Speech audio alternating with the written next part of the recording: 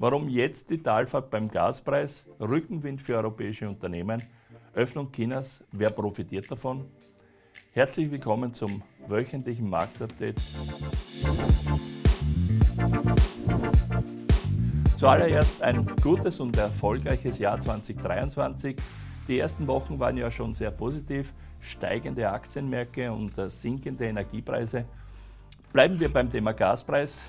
Die Versorgung, wie ihr in der Grafik seht, hat sich neu verteilt. Das heißt, ein Drittel kommt mittlerweile aus Norwegen. Russland stand nur mehr im Dezember für 2% der Versorgung und Flüssiggas, allen voran aus Amerika, ist mit 35% der höchste Wert. Warum ist LNG so wichtig geworden? In Deutschland wurden Anfang Dezember 3 LNG-Terminals in weltrekordverdächtiger Geschwindigkeit ans Netz gebracht. Damit ist die Versorgung von Deutschland, Österreich und vielen Ostländern gesichert. Der dritte Faktor ist natürlich der bisher sehr milde Winter. Dieser ließ die Preise für europäisches Gas auf rund 60 € je Megawattstunde fallen. Die hohe Differenz zum letzten Sommer seht ihr in der Grafik und der rote Pfeil markiert die Eröffnung des ersten LNG-Terminals Anfang Dezember. Von den Rückgängen profitieren bis auf wenige Ausnahmen die gesamte Wirtschaft. Den stärksten Nutzen haben dabei Stahlproduzenten oder auch die chemische Industrie wie BASF oder Covestro. In deren Bilanzen sinken die Kosten und damit verbessert sich die Ertragslage.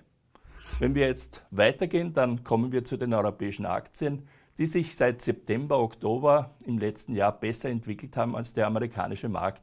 Einerseits sinkende Energiekosten, wie bereits angesprochen, das Aufarbeiten der Lieferverzögerungen.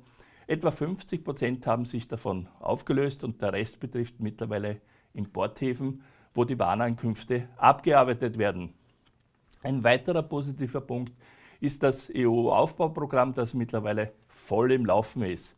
Unternehmen, die zum Beispiel im erneuerbaren Energiesektor mit Aufbau von Wind- oder Solaranlagen beschäftigt sind oder die Baubranche, deren Fokus bei thermischer Renovierung oder bei Heizungen ist, profitieren besonders davon. Positiv wird die stärkere Verzahnung der europäischen Luxusmarken und Autobauer durch die Öffnung Chinas unterstützt sein.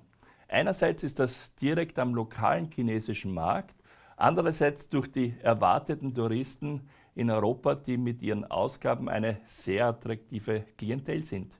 Ob Hallstatt oder Schönbrunn, Hotellerie oder Gastronomie, Touristen aus China kaufen auch gerne ein. Sie sind für rund ein Drittel der Tax-Free-Umsätze in Frankreich, Italien oder Deutschland verantwortlich.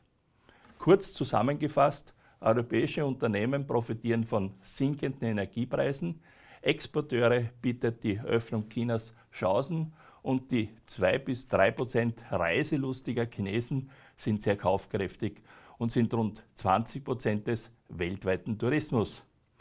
Diese Woche gibt es noch Notenbankentscheidungen, allen voran die Bank of Japan und einige Inflationszahlen, die das Zahlenwerk abrunden. Um nichts zu versäumen, am besten ihr abonniert den Kanal hier. Ein Daumen hoch freut und motiviert uns besonders. Bis zum nächsten Mal. Alles Gute und gesund bleiben. Euer Larry.